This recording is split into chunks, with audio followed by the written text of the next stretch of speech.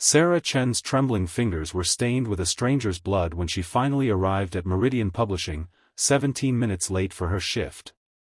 Her supervisor, Marcus, didn't even let her explain about the man she'd found bleeding on the sidewalk or the ambulance she'd waited for. "This is the third time this month, Sarah. I'm sorry, but I have to let you go," he said, sliding her final paycheck across the desk. As tears welled in her eyes, her phone buzzed with a text from her son's school about his medication she couldn't afford without this job. What she didn't know was that the injured man whose life she'd just saved was Alexander Reid, the reclusive billionaire who had purchased Meridian Publishing yesterday. "Mom, are they going to take our apartment?" 8-year-old Liam asked that night, his small face pinched with worry as he watched Sarah sort through past due bills at their kitchen table. The eviction notice had arrived that afternoon, giving them just 2 weeks.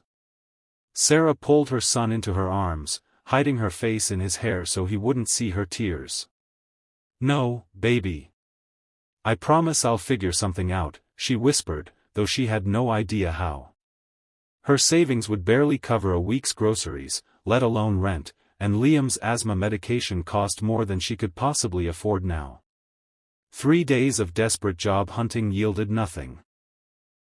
Sarah sat on a park bench, exhausted after another failed interview, when a black town car pulled to the curb. The window lowered to reveal a face she recognized instantly, the man from the sidewalk, his forehead now sporting 7 neat stitches where she had pressed her jacket to stop the bleeding. "Miss Chen," he called. "I've been looking for you. I believe I owe you my life." Alexander Reid wasn't what Sarah expected from a billionaire.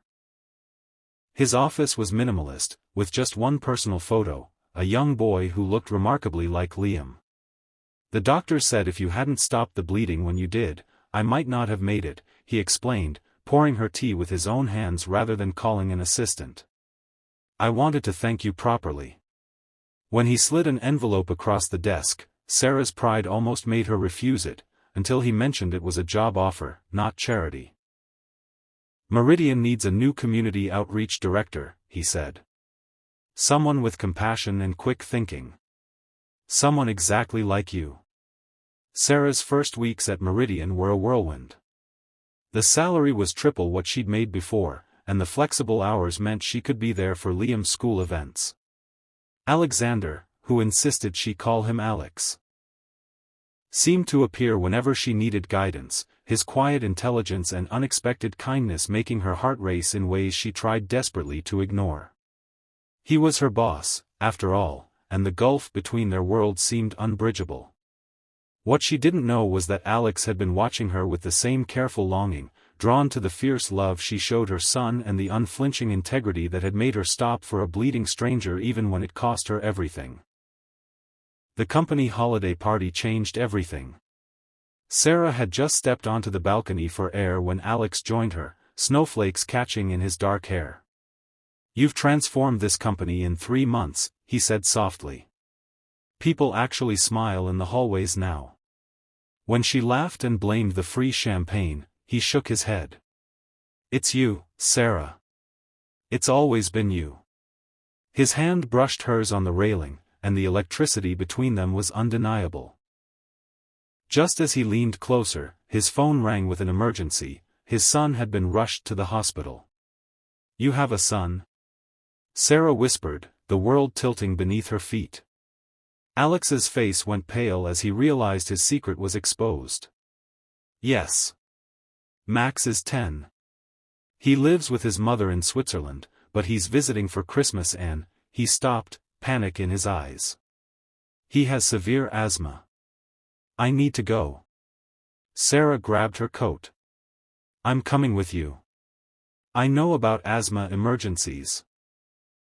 In the car, Alex finally explained the truth. He'd been a teenage father, too young to marry Max's mother but determined to provide for his child. The billions, the companies, all of it had been to ensure his son would never want for anything, especially the medical care that had saved his life multiple times. The hospital waiting room became the unlikely setting for their first real conversation.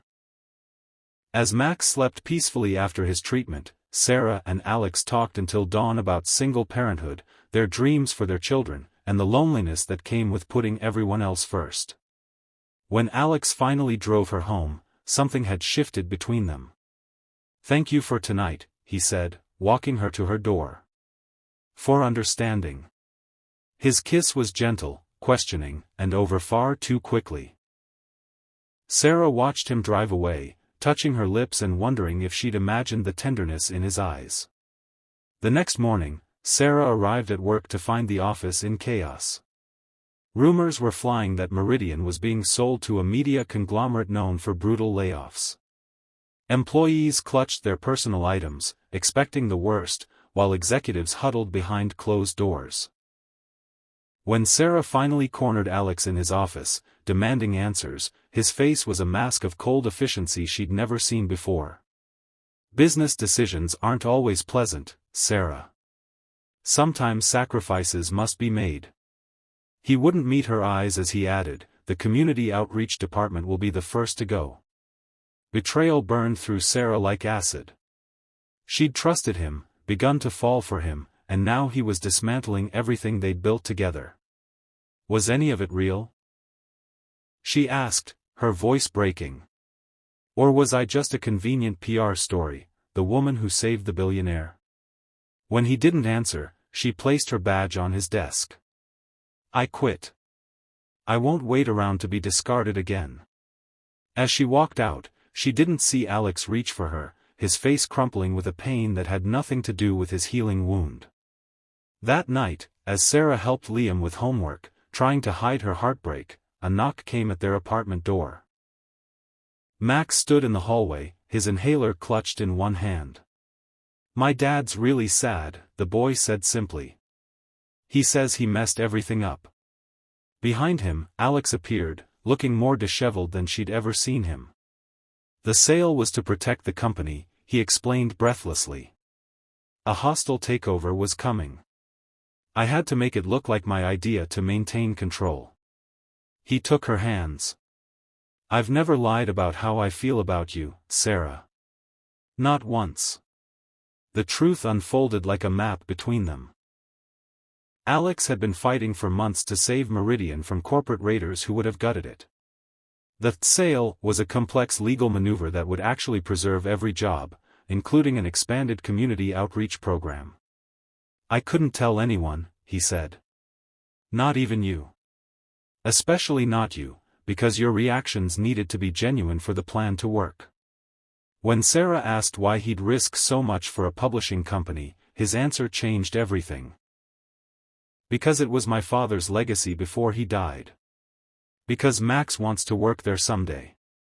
And because it's where I found you."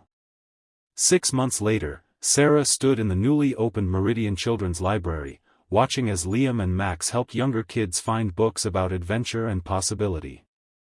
Alex slipped his arm around her waist, pressing a kiss to her temple.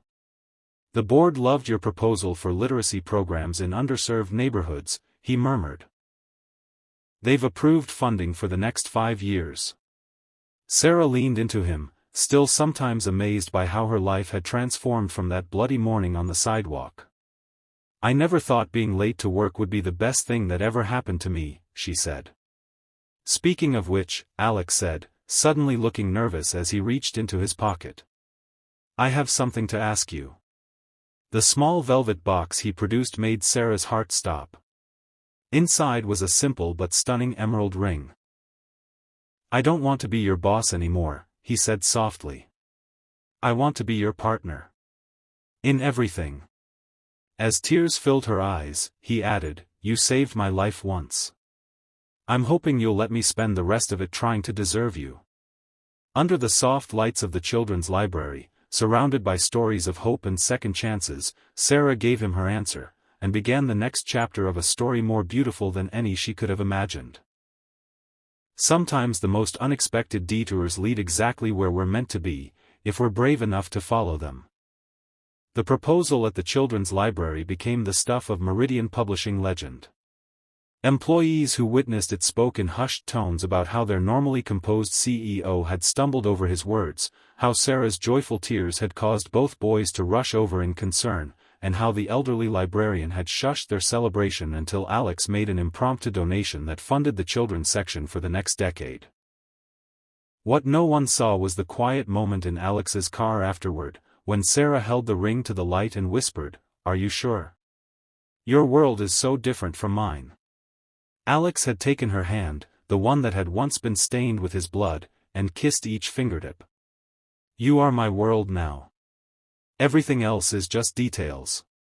Those details, however, proved more complicated than either anticipated. The announcement of their engagement made headlines Sarah hadn't expected. "Billionaire TO wed former janitor," screamed one particularly cruel tabloid, complete with unflattering photos of Sarah leaving her old apartment building. Liam came home from school in tears after classmates showed him the article on their phones. That night, as Sarah tucked him in, he asked the question that had been haunting her too, "Do you think Alex is embarrassed by us?" She smoothed his hair back, her heart breaking. "No, baby. But people can be unkind about things they don't understand." What she didn't tell him was how she'd found Alex on the phone with his lawyers that afternoon, his voice cold with fury as he demanded retractions and threatened lawsuits against the publications that had invaded their privacy. Alex's world came with expectations Sarah had never imagined. The first charity gala she attended as his fiancée was a masterclass in subtle cruelty. Women in designer gowns worth more than her annual salary gave her calculating once-overs before asking pointed questions about her background. Men who'd known Alex for years made jokes about how he'd found himself a real-life Cinderella. Sarah endured it all with a gracious smile, but in the ladies' room, she found herself gripping the marble countertop, fighting back tears. That's where Elaine Reid, Alex's formidable mother, found her. "They're vultures, the lot of them," the older woman said, handing Sarah a tissue. "Alex's father was a dock worker before he built this company. These people have forgotten that." When Sarah looked surprised, Elaine smiled. "Why do you think my son recognized your worth immediately? He was raised to see beyond appearances." The wedding plans became a battleground of expectations. Alex's social circle expected an extravagant affair at his Hamptons estate, while Sarah dreamed of something intimate and meaningful. Their first real argument erupted over the guest list when Alex included business associates Sarah had never met. "This isn't just a wedding to them," he tried to explain. "It's a business opportunity." Sarah had thrown down the seating chart in frustration. "But it's our wedding, Alex. Not a networking event." The silence that followed was deafening until Alex sat heavily on the sofa. "You're right," he said quietly. "I've been doing this so long, playing the role everyone expects, that sometimes I forget I don't have to anymore." That night, they scrapped all their plans and started fresh, creating a celebration that would honor both their worlds while staying true to themselves. The breakthrough came unexpectedly. Sarah was helping Max with a school project about family heritage when the boy asked about her parents. "They immigrated from Taiwan when I was a baby," she explained, showing him old photographs. "My father worked 3 jobs so my mother could open her flower shop." Max's eyes widened. "Like Grandpa Reid worked on the docks to start his company?" The parallel struck Sarah profoundly. That evening, she shared her revelation with Alex. Their backgrounds weren't so different after all. Both came from families who had sacrificed everything for a better future. This understanding became the foundation for their wedding plans, a celebration that honored hard work, family, and the courage to build something new. They married in the botanical gardens where Sarah's mother had once sourced flowers for her shop. The ceremony combined Chinese traditions honoring Sarah's heritage with touches that reflected Alex's Irish ancestry. Liam and Max stood proudly as best men, their matching suits making them look like brothers already. The guest list was small but meaningful: employees from Meridian who had welcomed Sarah, Alex's mother Elaine, Sarah's childhood friend who had helped her through the hardest days of single motherhood, and a surprise guest, the paramedic who had responded to Alex's injury that fateful morning. "I've never been invited to a wedding that started with a head wound," he joked during the reception. When it came time for speeches, Alex surprised everyone by addressing not just Sarah, but Liam. "You shared your mother with a stranger who needed help," he said, kneeling to the boy's height. "That generosity gave me a second chance at life, and now, a family I never dreamed I could have." The honeymoon was postponed for a more pressing journey, bringing Max to live with them permanently. His mother, Claudia, had accepted a research position in Antarctica that would make co-parenting impossible. The transition wasn't easy. Max had lived primarily with his mother since birth, visiting Alex during holidays and summers. Now 10 years old, he was old enough to understand the complexities of his changing family but young enough to fear them. Sarah found him sitting alone on the balcony of their new home the night before Claudia's departure. "What if I forget what she smells like?" he asked, his voice small. "Or the way she laughs?" Sarah sat beside him, careful not to intrude on his grief. "We'll make videos and call her often," she promised. "And I'll never try to replace her." Max families can grow without losing anyone. When Max leaned against her shoulder, it felt like the first fragile bridge across a chasm she'd been afraid to cross. Blending their families required patience and creativity. The boys, despite their initial friendship, discovered the reality of sharing space, parents, and attention. Their first major fight erupted over something trivial, the last cookie in the jar, but escalated into tears and accusations. "You always take his side because he's your real son," Max shouted at Sarah. "And Dad only married you because of Liam." The words hung in the air like poison. That night, after the boys were asleep, Sarah and Alex sat on their bedroom floor, backs against the bed, exhausted. "Is he right?" Sarah whispered. "Did you feel sorry for us?" Alex took her hand. "I fell in love with you because you showed me what real strength looks like," he said. "And sometimes I think I needed Liam as much as Max needed you." The next morning, they established a new family tradition.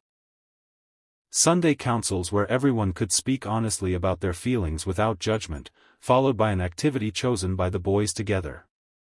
Sarah's career at Meridian evolved in unexpected ways. What began as community outreach expanded into a publishing initiative focused on diverse voices and stories that reflected real families. "Books saved me when I was a single mom," she explained to the board when pitching the idea. "But Liam never saw families like ours in those stories." The imprint, named Bridge Books, became Meridian's fastest-growing division, earning industry recognition and, more importantly to Sarah, letters from children who finally saw themselves in the pages. Alex watched her success with pride but also concern, noticing the late nights and constant emails. "You don't have to prove yourself anymore," he said one night, massaging her shoulders as she reviewed manuscripts. Sarah leaned back into his touch. "I'm not doing this to prove anything," she replied. "I'm doing it because for the first time, I can create something that might have helped me when I needed it most." Their first anniversary arrived with unexpected news: Sarah was pregnant. The revelation brought joy but also complications. Her pregnancy was classified high risk due to her age, requiring bed rest during the final trimester. For a woman who had always prided herself on independence, the forced inactivity was maddening. "I feel useless," she confessed to Alex one evening as he brought her dinner in bed. He sat beside her, hand resting on her rounded belly. "You're growing our daughter," he reminded her. "There's nothing more useful in the world." But Sarah's frustration wasn't just about work, it was about the boys, who seemed to be drifting away as the pregnancy progressed.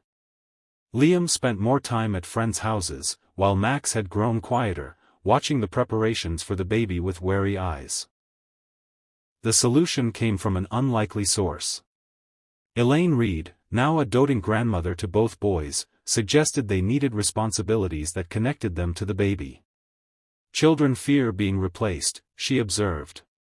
"Give them roles that prove they're essential." And so the Brother Brigade was formed. Max researched baby development, creating weekly reports on what their sister could now hear and sense.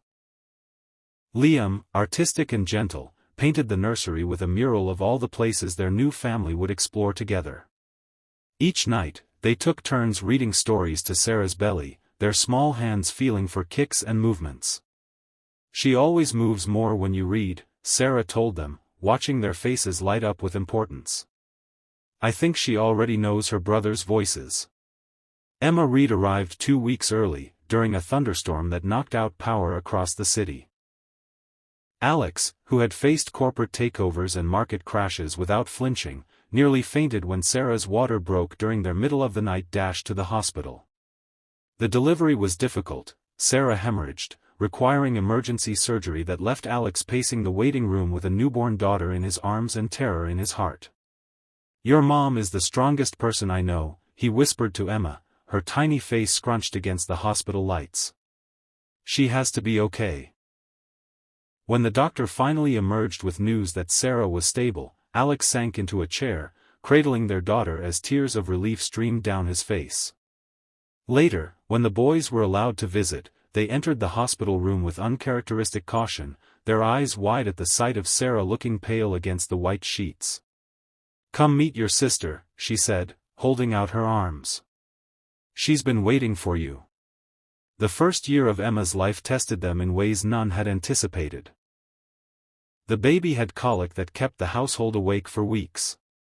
Max developed anxiety that manifested in falling grades and nightmares. Liam, now entering adolescence, began testing boundaries with a determination that left Sarah and Alex exhausted. "We're failing at this," Sarah confessed one night after they'd finally gotten all 3 children to sleep. Alex pulled her close. "No, we're just learning," he corrected gently. "Remember what you told me when I messed up that first presentation for Bridge Books? Failure is just data collection for success." The memory made Sarah smile despite her exhaustion. They began implementing systems: weekly date nights protected by ironclad babysitting arrangements, therapy for Max to address his anxiety, and a coding club for Liam that channeled his rebellious energy into creativity. As Emma grew from infant to toddler, a new challenge emerged: Sarah's desire to adopt another child. The idea had taken root during a Bridge Books event at a group home for foster children. "There was this little girl, Alex," she explained on the drive home. 6 years old and already moved 7 times. Alex's hesitation was immediate and practical. They were still adjusting to life with Emma, Max's anxiety had only recently stabilized, and Liam was entering high school. "We're just finding our balance," he argued. The disagreement simmered between them for months, creating a distance neither knew how to bridge. The breakthrough came unexpectedly, during Max's school concert. As they watched him perform, confident and smiling in ways that had seemed impossible a year ago, Alex reached for Sarah's hand. "He's healing," he whispered. "Because of the family we built together." That night, they began researching adoption agencies. Sophia joined their family just before her 7th birthday, a solemn child with dark eyes that missed nothing and a habit of hiding food in her pockets, a remnant of years in foster care where meals weren't guaranteed. The adjustment was harder than any of them had anticipated. Sophia's trust came in microscopic increments, accepting a bandage from Sarah for a scraped knee, allowing Alex to carry her when she fell asleep in the car, asking Liam for help with a math problem. The first time she laughed, really laughed, was 3 months after her arrival, when Emma, now a determined toddler, got stuck trying to crawl under the coffee table and needed rescue. The sound was so unexpected that everyone froze, staring at Sophia in wonder until she ducked her head in embarrassment. That night, Sarah found Alex in Sophia's doorway, watching their newest daughter sleep. "What if we can't heal everything that happened to her?" he whispered. Sarah leaned against him, drawing strength from his solid presence. "We can't," she answered honestly. "But we can show her what happens next." The Reid family calendar became a masterpiece of logistics: Max's therapy and soccer practice, Liam's coding competitions, Emma's toddler music classes, Sophia's art therapy, Alex's board meetings, and Sarah's publishing deadlines. Their home, once a showcase of minimalist design, now featured finger paintings on the refrigerator, Lego constructions on every surface, and a perpetual mountain of mismatched socks. "Do you ever miss your old life?" Sarah's friend asked during a rare lunch out, watching as Sarah simultaneously answered work emails and ordered supplies for Max's science project. The question gave Sarah pause. 5 years ago, she had been fighting to keep a roof over Liam's head, terrified of losing the only job she could find. Now she ran a successful publishing imprint, shared her life with a man who looked at her like she was magic, and mothered 4 children who challenged and delighted her in equal measure. "No," she answered finally. "I don't miss it. But I'm grateful for it. Every hard day taught me something I needed for this life." Alex's 50th birthday marked a turning point. After months of secret planning with the children, Sarah arranged a surprise that brought him to tears: the dedication of the Reid Family Literacy Center in the neighborhood where he'd grown up. The center would provide books, tutoring, and a safe space for children whose circumstances mirrored their own beginnings. As Alex stood before the gathered crowd, his family beside him, he struggled to find words. "My father believed that stories could change lives," he finally said. He built Meridian from nothing because he wanted to share those stories with the world. "But it took meeting Sarah to remind me why those stories matter. They show us possibilities we might never have imagined for ourselves." Later, as they watched the children explore the new center, Alex pulled Sarah close. "Thank you for bleeding on my expensive suit that day," he murmured against her hair. "Best dry cleaning bill I ever paid." Life settled into a rhythm of organized chaos that somehow worked. The children grew. Liam was accepted to MIT for computer science, Max discovered a passion for environmental law, Emma revealed herself as a mathematical prodigy with a flair for dramatic storytelling, and Sophia slowly blossomed into a gifted artist whose work captured the complex emotions of found family. Sarah's Bridge Books imprint expanded internationally, while Alex gradually stepped back from daily operations at Meridian to focus on their foundation's work. They weren't perfect parents or partners, they still argued about schedules and priorities, still occasionally went to bed angry, still sometimes felt overwhelmed by the life they'd built together. But underneath it all ran a current of absolute certainty: this complicated, beautiful family was worth every struggle. On the 10th anniversary of the morning Sarah had found Alex bleeding on the sidewalk, they returned to that exact spot. The children, now ranging from 24 to 12, watched in confusion as their parents stood on an ordinary street corner, holding hands and smiling at some private memory. "This is where our story began," Alex explained, his hair now silver at the temples but his eyes still bright with the same intensity that had first captivated Sarah. "Your mother saved my life right here." Sophia, ever practical, looked around skeptically. "By getting fired and becoming broke?" Sarah laughed, pulling her youngest daughter close. "By choosing kindness when it wasn't convenient," she corrected. "The best decisions rarely are." As they walked away together, Sarah glanced back once at the unremarkable patch of concrete that had changed everything. Sometimes the most important crossroads don't announce themselves. They simply appear on ordinary mornings, disguised as inconveniences, waiting to see what we're brave enough to choose.